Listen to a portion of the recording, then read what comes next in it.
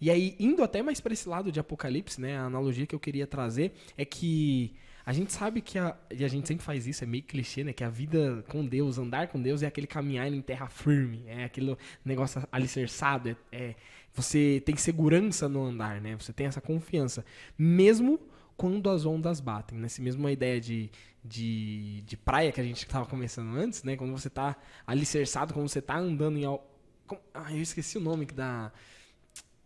Tem os lugares das praias, assim, não sei se é a orla mesmo, mas quando você anda assim, ele é um pouquinho mais alto e as ondas batem ali, né, no processo. Banco de areia? Agora eu não vou lembrar, mas é que assim, ó, tem a orla da praia mesmo, né, que as ondas vêm até você, e tem lugares que a calçada ela é elevada e a onda bate até. Eita, bate inclusive. Bate mesmo. Onde você Efeitos especiais. Bate ali. E é exatamente esse ponto. Andar ali naquele ponto, mesmo você estando do lado da maré ali, de onde o rio, onde o mar tá batendo forte, é tranquilo. É você viver longe dos perigos, é você estar alicerçado, né?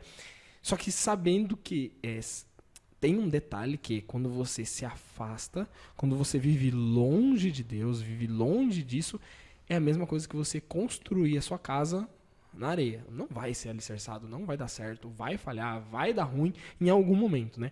E aí, pegando essa analogia que eu comecei lá atrás, falando de areia, de mar, de terra, Lucas trouxe a ideia de Apocalipse. Existem dois pontos também que são reverenciados, duas não é alusões, mas simbologias, né? Que é a ideia de mar e de terra, tá?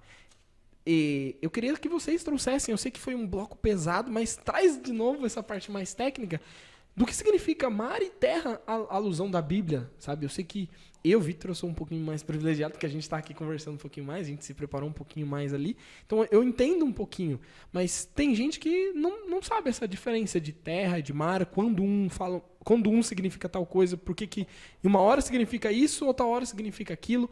Traz aqui pra gente. Mar e terra, o que representam nas profecias? Qual que é a dinâmica disso?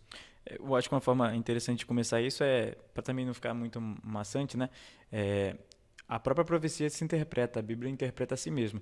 Nesse sentido, o ideal é que nós busquemos no próprio texto original. Então, falou de mar, deixa eu ver se nesse próprio capítulo, se nos versículos seguintes ou anteriores, eu consigo a explicação do que é mar. E a parte boa é que no Apocalipse 17, ele consegue falar, por definição, o anjo explicando o que seria mar. E ele explica para a visão de Apocalipse 17, mas nós entendemos que todo o Apocalipse e mesmo outros textos proféticos também vão respeitar o mesmo símbolo. Exatamente. Porque o Apocalipse ele não faz referências diretas, então, assim, dizia Moisés, abre aspas, ele não faz isso, mas todos os símbolos que o Apocalipse usa são referências indiretas. Então, quando ele fala cordeiro, não é um cordeiro animal qualquer. Todo mundo já sabia que Jesus era o cordeiro, que os cordeiros eram mortos no santuário todos os dias. Então, os judeus, né, que foi o povo específico, ou melhor, foi o povo base para a escrita de todos os livros do Novo Testamento, né, o povo judaico, e os gentios que aderiram à tradição judaica, ou melhor, aos ensinamentos judaicos dos antepassados, eles já sabiam tudo o que isso significava. Então, quando a Bíblia fala leão, que Jesus é o leão da tribo de Judá, eles sabiam esses símbolos, eles entendiam isso.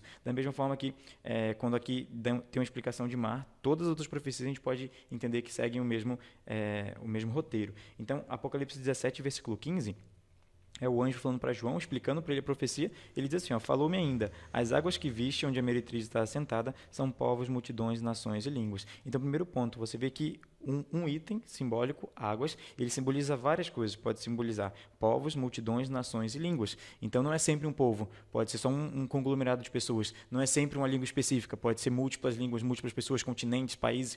Então, onde eu quero chegar com isso? A profecia ela é um pouco mais ampla do que às vezes a gente quer. A gente quer que tenha um nome. Não, é o Papa Fulano, é o Rei Cicrano. Não, quase sempre a profecia é um pouco mais abrangente já para que ela consiga cumprir o seu propósito. Se Deus quisesse dar o nome de cada um dos reis, ele dava. Mas para proteger a Bíblia também, e para proteger o ensinamento, né, para que ele pudesse ser propagado para todos, a profecia geralmente ela tem esse tom mais um pouco abrangente, embora seja específico. Abrangente o suficiente para passar desapercebida por alguém que não é usado pelo Espírito, mas específico o suficiente para gerar fé naqueles que leem e conseguem interpretar claramente o cumprimento daquilo na vida real.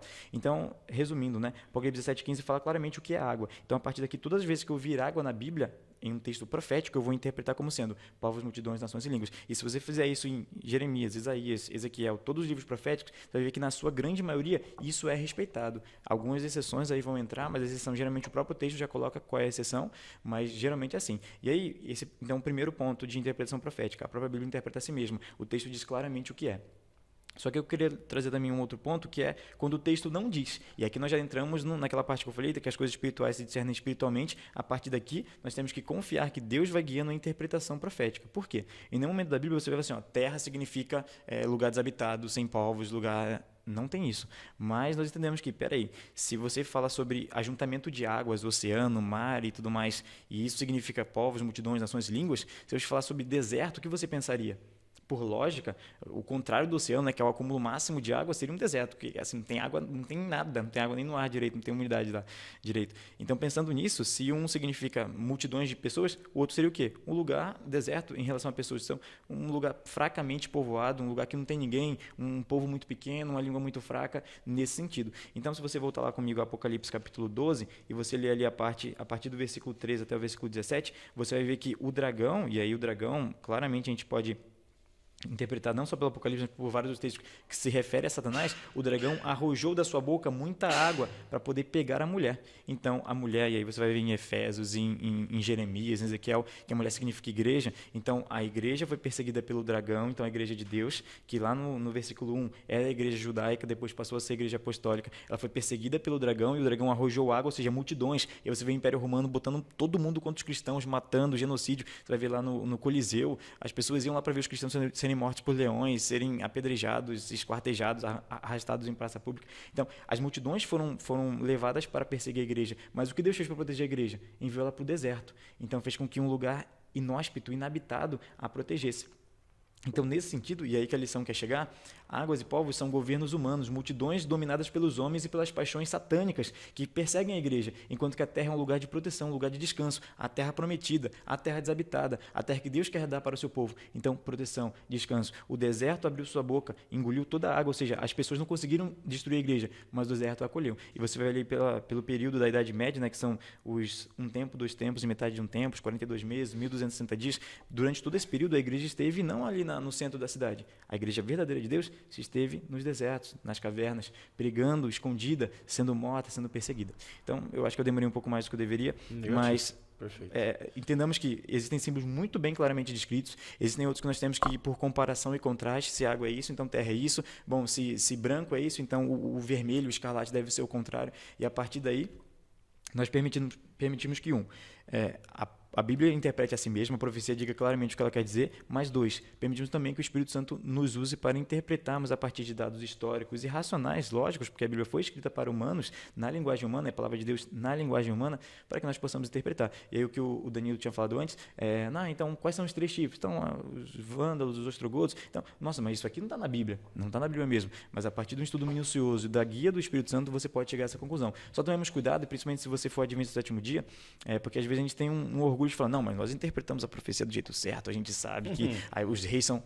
Calma lá, tem coisa que de fato está muito nítida na Bíblia, mas tem muita coisa também que é interpretação. E cabe a nós termos a sinceridade, a honestidade, a humildade de falar, olha, nem tudo que nós acreditamos de fato está muito bem resolvido, porque dentro do nosso seio, e eu falo quanto adventista e eu abro para qualquer outra igreja... Dá interpretação errada. Tem chance de essa interpretação ser errada. Então você não pode falar assim, não, com certeza absoluta o 3º chifre foi tal, porque... Não, às vezes a própria história se remonta. Você pega vários autores que se contradizem. Um fala que foi 1500, outro fala que foi 1450 e coisas estão certas. Às vezes não é nenhum dos dois. Então, nos apeguemos ao que a Bíblia fala nitidamente, peçamos instrução de Deus para interpretar os demais e tomemos muito cuidado com não afirmar coisas categóricas que a Bíblia não categoriza assim.